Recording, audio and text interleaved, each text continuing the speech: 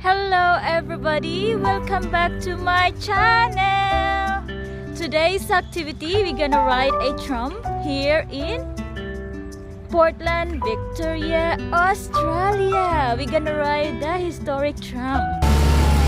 We are riding a, what is this? Tram. We are riding a tram. Beautiful day to ride a tram.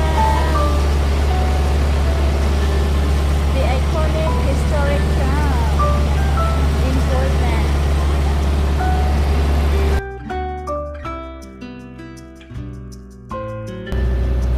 We've barley canola. I've had a wet couple of seasons. Consequently, we had trains running. Oh, look at that! Look at the dog. We have trains running every day for a few months in a row, and then we get occasionally spasmodically, and there's another grain ship due in this coming week. The train has 3 engines and can have up to 40 to 50 trucks of grain. Now drive to that forward truck.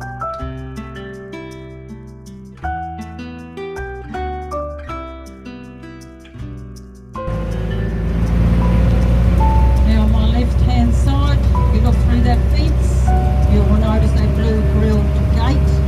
When the Harbour Board made this road, they moved the big tunnel, and the tunnel goes right up the top near the courthouse, where there used to be a very large jail. Now in the 1850s, Victoria then was still part of New South Wales, and in those days, to go from here to South, if you couldn't pay the £10 to go from state to state, you were an illegal immigrant and you were put into jail. They said at that time, in the gold rush times, that the Chinese illegal immigrants had built the tunnel.